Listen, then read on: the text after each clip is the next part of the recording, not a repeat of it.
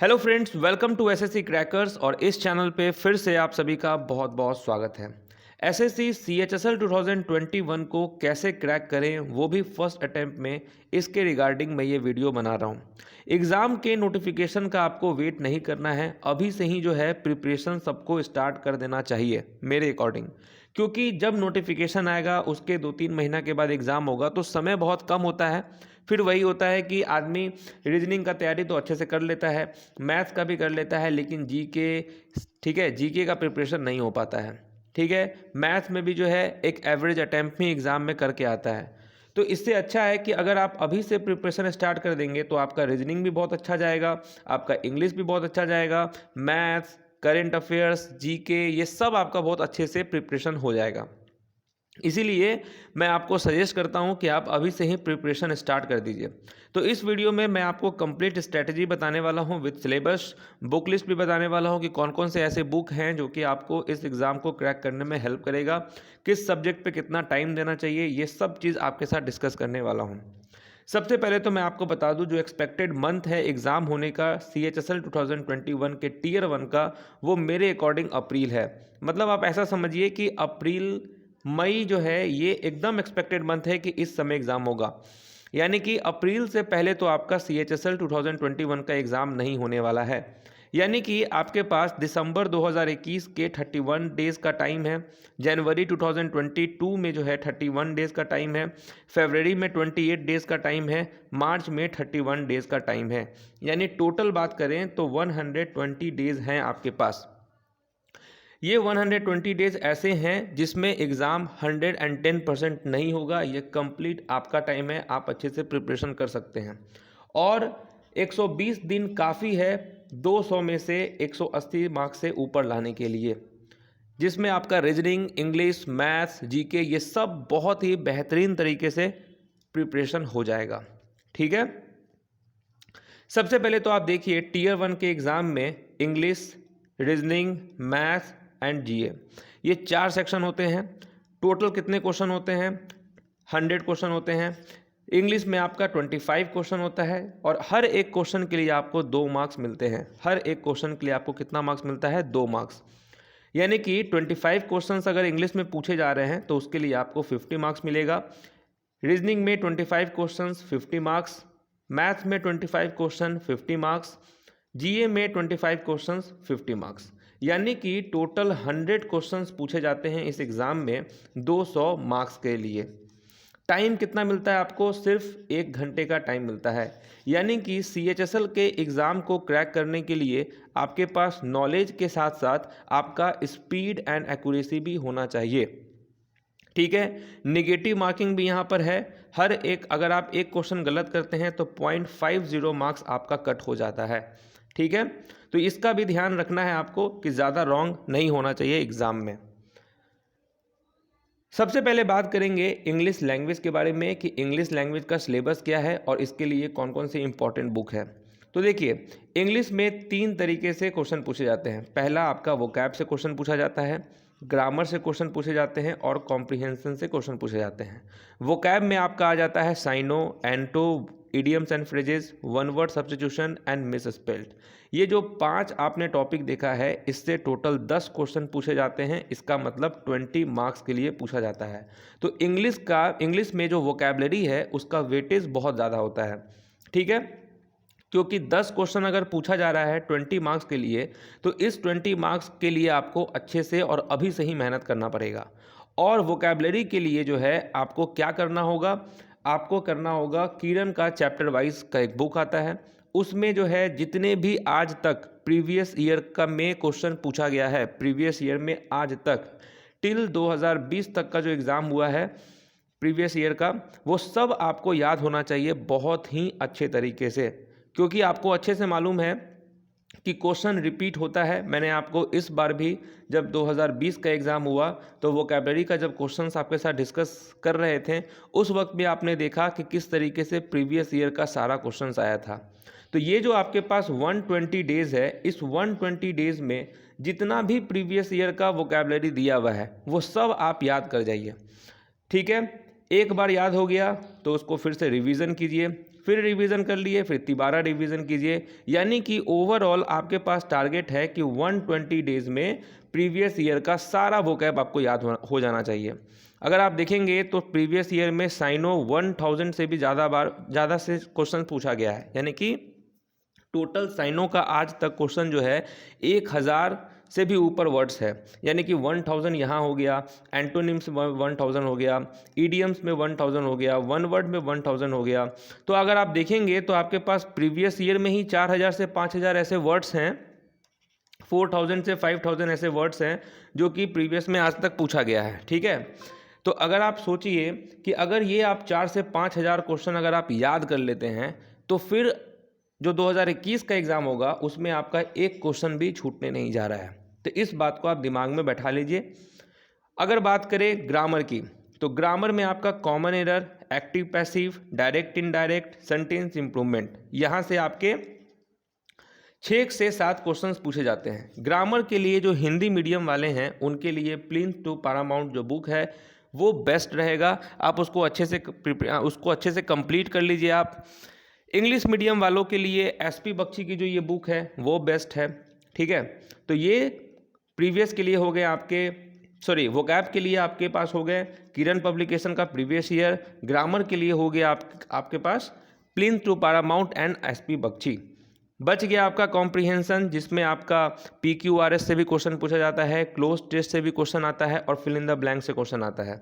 इसके लिए जो है आप जो MB पब्लिकेशन का बुक देख रहे हैं, जब आप सेट प्रैक्टिस करेंगे, MB पब्लिकेशन में क्या है, कंप्लीट सेट दिया हुआ है प्रीवियस ईयर का। तो देखिए 2018 से लेकर 2020 तक जितना भी एग्ज़ाम हुआ है, ठीक है, चाहे वो CHSL का हो, चाहे वो CGL का हो, चाहे वो CPO का हो, MTS का हो, अगर आप इसका पूरा सेट भी बना लेंगे तो आपका ये जो कॉम्प्रिहेंशन सेक्शन है ये आपका कंप्लीट हो जाएगा और आपका साथ में वोकैब एंड ग्रामर का भी रिवीजन हो जाएगा। तो आपको इंग्लिश का प्रिपरेशन 3 तरीके से करना है। सबसे पहले चरण में आपको क्या करना है कि वोकैब जो कि 20 मार्क्स के लिए है, इसका प्रिपरेशन आपको करना है। ठीक है, दूसरे चरण में क्या करना है, आपको ग्रामर अच्छे से पढ़ लेना है और थर्ड स्टेज में क्या करना है, MB पब्लिकेशन का बुक लेना है और उसके बाद जो है आपको सारा क्वेश्चन सारे सेट्स को बना जाना है। ठीक है, ये आप इंग्लिश के लिए करेंगे। वैसे मैं आपको इंग्लिश के लिए अलग से भी स्ट्रेटेजी का वीडियो देने वाला हूं अपने चैनल पे। वो वीडियो को आप देखेंगे तो और भी उसमें डिटेल तरीके से आपको समझाएंगे कि इंग्लिश के लिए आपको क्या करना चाहिए, जिसमें आपका 25 क्वेश्चंस में से 25 क्वेश्चंस विथ 100% एक्यूरेसी से करेक्ट हो जाए। ठीक है, नेक्स्ट बात करते हैं रीजनिंग के लिए। हाँ, तो रीजनिंग की अगर बात करें ना तो ऐसा है कि SSC का रीजनिंग ज़्यादा टफ होता नहीं है, बट मेन प्रॉब्लम कहाँ आता है कि प्रैक्टिस की कमी हो जाती है। ठीक है, स्टूडेंट्स उस लेवल का प्रैक्टिस नहीं करते और रेगुलर बेसिस पे जो है प्रैक्टिस नहीं होता है, जिसकी वजह से रीजनिंग में प्रॉब्लम आता है। ठीक है, बट फिर भी अगर आप रीजनिंग का सिलेबस देखेंगे, इसमें एनालॉजी हो गया आपका, ठीक है, सिंबॉलिक ऑपरेशन हो गया, नंबर एनालॉजी हो गया, classification, Venn diagram, paper folding, ठीक है, उसके बाद आपका number series, embedded figure, coding decoding, ठीक है, अदर कुछ सब टॉपिक्स होते हैं, काउंटिंग फिगर हो गया। तो ये सब रीजनिंग का टॉपिक होता है। टोटल 25 क्वेश्चंस होते हैं इसमें। ठीक है, वेटेज सबसे ज़्यादा जो है एनालॉजी सेक्शन का, नंबर सीरीज का, क्लासिफिकेशन का, इसका सबसे ज़्यादा होता है। तो मेरा तो आप लोगों से यही कहना है कि रीजनिंग के लिए जो है बेस्ट आपके पास अगर प्रीवियस ईयर की बुक है तो आज तक SSC में जिस भी टाइप का क्वेश्चन पूछा गया है प्रीवियस ईयर में, उस टाइप का पूरा आप प्रैक्टिस कर लीजिए और आज से ही स्टार्ट कर लीजिए। जिस तरीके से देखिए, ऐसा है कि आप जानते हैं कि ब्रेकफास्ट आप करते हैं, लंच करते हैं, डिनर करते हैं, ये 3 टाइम का खाना तो आप सब लोग खाते हैं। अब अगर आप बताइए, अगर आप ब्रेकफास्ट नहीं किए, लंच किए, तो इस ब्रेकफास्ट स्किप अगर आप कर दिए तो लंच तक में कितना जोर का भूख लग जाता है। अगर आप ब्रेकफास्ट लंच भी अगर आप स्किप कर दिए तो डिनर के टाइम तक में तो आपका हालत ख़राब हो जाएगा, है कि नहीं। अगर आप ब्रेकफास्ट में अगर आप थोड़ा सा भी खा लिए, लंच में भी आप थोड़ा सा भी खा लिए, डिनर के टाइम पे आपको उतना फीलिंग नहीं आएगा कि आप बहुत ज़्यादा वीक हो गए हैं। उसी तरीके से क्या है कि रीजनिंग का आपको इसी तरीके से समझना पड़ेगा कि डेली जो है आपको 30 मिनट से लेकर 1 घंटा अगर आप डेली अगर प्रैक्टिस करते हैं रीजनिंग का, ठीक है, अगर आप एक सेट भी अगर आप रीजनिंग का डेली बनाते हैं तो ये मोर देन इनफ है। आपके ऊपर कोई ज़्यादा प्रेशर नहीं आएगा एग्ज़ाम टाइम में, आपका दिमाग इतना शार्प हो जाएगा जिससे आप कोई भी क्वेश्चन को सॉल्व कर लेंगे। ठीक है, क्योंकि रीजनिंग ऐसा है कि आपको 10 से 15 मिनट के अंदर में टोटल 25 क्वेश्चंस बनाना होता है। तो आप देखते होंगे कि बहुत सारे ऐसे बच्चे होंगे जिसको रीजनिंग में 50 मार्क्स में 30 मार्क्स भी आता होगा और किसी बच्चे को 50 आउट ऑफ 50 भी आता होगा। तो ये जिस बच्चे को 50 आउट ऑफ 50 आता है ना, और जिस बच्चे को 30 आउट ऑफ 30 आता है, इन दोनों टाइप के स्टूडेंट्स में मेन डिफरेंस यही होता है कि जो 50 वाले हैं ये डेली जो है इसी तरीके से ब्रेकफास्ट, लंच, डिनर सब अपना थोड़ा थोड़ा टाइम पे करते रहते हैं, तो उनको ज़्यादा कमजोरी फील नहीं होता है। और जो बच्चे को कम मार्क्स आता है, जो बच्चा ज़्यादा निगेटिव करता है, वो यही है कि वो ब्रेकफास्ट, लंच ये सब स्किप करके डायरेक्ट डिनर करने चला जाता है। मतलब एग्ज़ाम से 1 महीना 2 महीना पहले प्रैक्टिस करता है, तो प्रैक्टिस तो हो जाता है लेकिन एग्ज़ाम टाइम में कहीं ना कहीं कॉन्फिडेंस की कमी हो जाती है और छोटा छोटा मिस्टेक उससे हो जाता है, सिली सिली मिस्टेक। तो इसीलिए आप लोगों से सजेशन यही देना चाहते हैं कि आप लोग डेली जो है 30 मिनट से लेकर 1 घंटा अगर आप टाइम डेली देते हैं, और डेली, और देखिए इसमें आपको सिर्फ एक सेट, मतलब अगर आप डेली 25 क्वेश्चंस भी अगर आप डेली सॉल्व कर रहे हैं तो आपका रीजनिंग में मैं आपको 100% बता सकता हूं कि आपका 50 आउट ऑफ 50 आ ही जाएगा। ठीक है, एग्ज़ाम टाइम से 1 महीना 2 महीना पहले प्रैक्टिस करके 50 आउट ऑफ 50 लाना थोड़ा टफ हो जाएगा, लेकिन क्योंकि आपके पास 120 डेज़ है, तो इस 120 डेज़ में अगर आप अभी से भी अगर आप डेली 1 घंटा दे रहे हैं तो आप सोचिए कि 120 घंटा आपने रीजनिंग पे दे दिया है। ठीक है, फिर कहीं से कोई दिक्कत नहीं होगा। हर एक टाइप के क्वेश्चंस में जो लॉजिक लगा है उस लॉजिक को आप समझ जाएंगे। समझ गए? तो रीजनिंग के लिए आपको यही करना है। कोई अगर बच्चा एकदम स्टार्टिंग से तैयारी कर रहा है अगर रीजनिंग का, तो वो एक काम करे कि RS अग्रवाल का जो ये verbal and non verbal reasoning है उसको, उस बुक को खरीद ले। उसके बाद डायरेक्ट प्रीवियस ईयर का सेट बनाए। ठीक है, क्योंकि प्रीवियस ईयर का सेट बनाने से बेनिफिट यही होगा कि SSC में जो लॉजिक पूछा जाता है वही सब लॉजिक रिपीट मोड में पूछा जाता है। ठीक है, आप अगर प्रीवियस ईयर का पिछले 10 से 15 साल का भी क्वेश्चन देखेंगे तो पैटर्न में कहीं से कोई चेंज नहीं है। ठीक है, 1-2 क्वेश्चन कहीं चेंज हो जाए लेकिन पैटर्न में कोई चेंज नहीं है। समझ गए? मैथ्स की बात करें तो देखिए मैथ्स में आपको टाइम देना पड़ेगा। मैथ्स ऐसा है कि 25 क्वेश्चंस पूछा जाता है, तो इसमें ऐसा है कि आपका नेगेटिव बहुत कम होता है। आपको जितना क्वेश्चन आएगा उतना क्वेश्चन आपका करेक्ट होगा, और सारे स्टूडेंट्स का मेन फोकस मैथ्स पे ही होता है क्योंकि उसको मालूम है कि ये 50 मार्क्स जो है उसके हाथ में है, कहीं नहीं जाने वाला है। Number system, percentage, ratio and proportion, average, simple interest, compound interest, profit and loss, partnership business, mixer and allegation, time and distance, time and work, algebra, geometry, mensuration, trigonometry and DI, ये कुछ 15 topics हैं। इसी 15 topics से जो है आपके 25 questions आते हैं। DI से आपका 3 क्वेश्चन आता है। अलजेब्रा, ज्योमेट्री, मेंसुरेशन, ट्रिग्नोमेट्री से जो है आपके 7 से 8 क्वेश्चन आ जाते हैं। ठीक है, उसके बाद जो है यहाँ से आपका क्वेश्चन आता है। तो मैथ्स के लिए जो है आप अगर राकेश यादव का क्लास नोट्स अगर आप पढ़ लें थ्योरी के लिए, उसके बाद देखिए ये जो पिनाकल की बुक है राइट हैंड साइड में आप देख रहे होंगे स्काई ब्लू कलर का, वो क्या है कि उसमें आपका 2018 से लेकर 2020 तक के जितने भी एग्ज़ाम हुए हैं, CHSL का, CGL का, CPO का, MTS का, ठीक है, ये सभी जो एग्ज़ाम हुए हैं उसका पूरा क्वेश्चन दिया हुआ है सभी शिफ्ट का। तो अगर आप इस बुक को अगर आप 2-3 बार अगर रिवाइज कर लेते हैं तो इससे क्या होगा कि प्रीवियस में जिस भी पैटर्न पे क्वेश्चन पूछा गया है उस पैटर्न का आपको प्रैक्टिस हो जाएगा। ठीक है, और CHSL 2021 के लिए तो बेस्ट यही रहेगा कि TCS जब से आया है, यानी कि 2018 से लेकर 2020 तक का अगर आप सारा क्वेश्चन अच्छे से बना जाते हैं। पहले आप क्या करेंगे, देखिए 2 स्टेज में आप तैयारी करेंगे। पहला स्टेज में आप क्या करेंगे कि पहले आप अच्छे से हर एक चैप्टर का थ्योरी आप पढ़ लेंगे। ठीक है, थ्योरी आप पढ़ने के बाद क्या करेंगे, डायरेक्ट आप प्रीवियस ईयर का क्वेश्चंस बनाना स्टार्ट कर देंगे। बस अभी से अगर आप 2 घंटा का टाइम अगर आप देते हैं तो निश्चित है कि एग्ज़ाम तक में आप 2 से 3 बार रिवीजन कर लेंगे, और उसके बाद आपका मैथ्स में 50 आउट ऑफ 50 मार्क्स एकदम 110% है कि आपको आ जाएगा। ठीक है, इसीलिए आपको बोल रहे हैं कि नोटिफिकेशन का वेट नहीं करना है, क्योंकि नोटिफिकेशन का वेट आप करेंगे तो आपके पास मुश्किल से 60-70 डेज़ का टाइम होगा और इस 60-70 डेज़ में आप कब थ्योरी पढ़ेंगे और कब आप प्रैक्टिस करेंगे, इसके लिए आपको समय ज़्यादा मिलेगा नहीं। अभी आपके पास 120 से भी ज़्यादा डेज़ है। अगर आप 30 से 40 डेज़ में अगर आप थ्योरी कंप्लीट कर भी लेते हैं तो आपके पास समझिए मोटा मोटी 60-70 डेज़ होगा जिसमें आप पूरा प्रैक्टिस कर सकते हैं। ठीक है। और मैथ्स में अगर आपको देखिए कंपटीशन टफ है, कट ऑफ भी ज़्यादा जाएगा, और जो बच्चा सिलेक्शन के लिए एग्ज़ाम को देता है वो कभी कट ऑफ का चिंता करता ही नहीं है कि कट ऑफ कितना जाए कितना नहीं जाए, क्योंकि आपको भी मालूम है कि जितना भी कट ऑफ जाएगा उस कट ऑफ से अगर आपको 20-30 मार्क्स अगर ऊपर रहेगा तो आपका ही सिलेक्शन होगा। ठीक है। तो कट ऑफ का तो चिंता करना नहीं है। अगर आप मैथ्स में 50 आउट ऑफ 50 ले आएँ, ठीक है, रीजनिंग में जो है अगर आप 50 आउट ऑफ 50 ले आएँ अभी से प्रैक्टिस करके, इंग्लिश में आप 40 से भी ऊपर ले आएँ, ठीक है, तो यहाँ से आपका जो है सिलेक्शन तो यहीं से तय हो जाएगा, क्योंकि यहीं से आपका 140 मार्क्स आता है, तो आपको जीके के लिए कम प्रेशर होगा। समझ रहे हैं? अब अगर जीके की बात करें तो देखिए जीके में history, geography, polity, economics, physics, chemistry, biology, computer, static GK, current affairs. अब क्या है कि करंट अफेयर्स का वेटेज बहुत ज़्यादा है। पहले जो है 2018 से पहले एसएससी के एग्ज़ाम में करंट अफेयर्स से 1 से 2 क्वेश्चन आता था, तो कोई भी स्टूडेंट जो है करंट अफेयर्स पे फोकस करता ही नहीं था। टीसीएस जब से आया तो सबसे ज़्यादा वेटेज करंट अफेयर्स का ही हो गया, जहां पर 7 से 8 क्वेश्चन करंट अफेयर्स का आने लगा। स्टैटिक जीके के 5 से 6 क्वेश्चन आने लगे, यानी कि आप समझिए कि आपका 13 से 14 क्वेश्चन तो आपका केवल स्टैटिक जीके और करंट अफेयर्स से ही आता है। अगर आप इसी दो चीज़ को अच्छे से कंप्लीट कर लेंगे तो आपका 30 मार्क्स के अराउंड में आ जाएगा। इधर से भी आप कुछ ना कुछ मार्क्स ले ही आएंगे। समझ गए?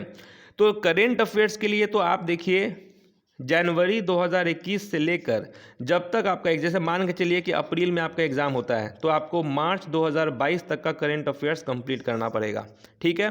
वैसे जितना भी आप देखे हैं रीजनिंग, इंग्लिश, मैथ्स और जीके, इन सब का जो है टॉप मतलब सब्जेक्ट वाइज आपको स्ट्रेटजी डिटेल वे में बताएंगे। इसमें तो हल्के में बता रहे हैं कि कैसे कैसे क्या करना है, लेकिन उसमें आपको अच्छे से डिटेल बताएंगे कि स्टैटिक जीके में पिछले 3 साल में जब से टीसीएस आया है तो कौन कौन टॉपिक से स्टैटिक जीके में पूछा गया है, वो सब का आपको प्रैक्टिस करना है। करेंट अफेयर्स में किन किन टॉपिक से आया है वो सब आपको डिटेल वीडियो मिलेगा आपको टॉपिक वाइज वाले वीडियो में, जो कि मैं आपको 1 से 2 दिन के अंदर मैं अपलोड करूंगा इस चैनल पे। ठीक है।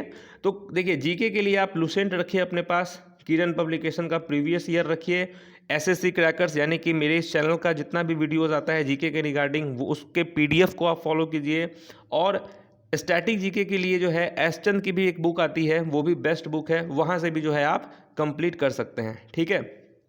तो जीके के लिए ये आपका स्ट्रैटेजी रहना चाहिए, और अभी से ही जो है आप स्टैटिक जीके पे 1 घंटा का टाइम दीजिए, करेंट अफेयर्स पे भी टाइम दीजिए, जीके आपका हो जाएगा। जहाँ तक बात रही टाइम की, तो देखिए इंग्लिश में देखिए टोटल 120 डेज़ है। इस 120 डेज़ में अगर आप इंग्लिश पे अभी से अगर आप 2 घंटा देते हैं तो मैं आपको दावे के साथ बोल सकता हूँ कि इंग्लिश में आपका स्कोर 40 से लेकर 50 के बीच में ही रहेगा, इससे नीचे तो रहेगा ही नहीं। ठीक है। 45 आराम से आप ले आएंगे। मैथ्स में अगर आप अभी से अगर आप 2 घंटा का टाइम देते हैं तो 50 मार्क्स यहाँ से आ जाएगा। रीजनिंग में आप अभी से अगर आप प्रैक्टिस करते हैं, रीजनिंग में आपको बता ही दिए कि आप उसको स्किप करके मत चलिए, डेली 30 मिनट से लेकर 1 घंटा में एक सेट बनाइए, उसका एनालिसिस कीजिए, देखिए कि कौन कौन से क्वेश्चंस में जो है क्या क्या लॉजिक लगा है रीजनिंग में, उसका पूरा प्रैक्टिस कीजिए। 50 आउट ऑफ 50 यहाँ से भी आपका रहेगा। बात रही आपका जीके का, तो स्टैटिक जीके पे अगर आप अभी से ध्यान देंगे तो आपका पूरा स्टैटिक जीके अच्छे से कंप्लीट हो जाएगा। करेंट अफेयर्स जनवरी 2021 से लेकर जब तक आपका एग्ज़ाम नहीं होता है तब तक का प्रिपरेशन कीजिए, और रिवीजन पे 1 घंटा का टाइम दीजिए। आप जो भी चीज़ आप पढ़ें उसका रिवीजन करना मस्ट है। ठीक है। क्योंकि रिवीजन अगर आप नहीं करेंगे तो कोई फ़ायदा नहीं होने वाला है। तो ये सब भी करेंगे तो जीके में भी आराम से आपका 35 स्कोर तक आ जाएगा। ठीक है। तो आप आराम से देखेंगे तो 5 मार्क्स यहाँ से कम हुआ और 15 मार्क्स, यानी कि आराम से आप 180 प्लस में ही आप स्कोर करेंगे। ठीक है। तब जाके आपका मेरिट लिस्ट में एकदम आपका नाम आ जाएगा, क्योंकि डिस्क्रिप्टिव के एग्ज़ाम में आपको प्रेशर कम रहेगा। डिस्क्रिप्टिव के एग्ज़ाम में अगर आप मिनिमम 60 मार्क्स भी ले आएँ तो यहाँ से होता है 240 मार्क्स, और 240 में तो आपका सिलेक्शन हो ही जाना है CHSL में। तो ऐसा है कि आप रिवीजन मस्ट कीजिए, क्योंकि देखिए रिवीजन का क्या इंपॉर्टेंस है वो आपको समझाते हैं। रिवीजन का देखिए इंपॉर्टेंस क्या है कि अगर आप रिवीजन नहीं किए तो होगा क्या कि आप पढ़ते जा रहे हैं, पढ़ते जा रहे हैं, पढ़ते जा रहे हैं, पढ़ते जा रहे हैं। अब क्या होगा कि ऑब्वियसली आपको भी पता है कि आप उसको भूलेंगे भी। रिवीजन से क्या होगा कि जो कुछ भी आप पढ़े हैं वो सब आपके साथ चल रहा है, वो सब आपके साथ, वो जो जो भी क्वेश्चंस याद कर रहे हैं वो सब आपके साथ है।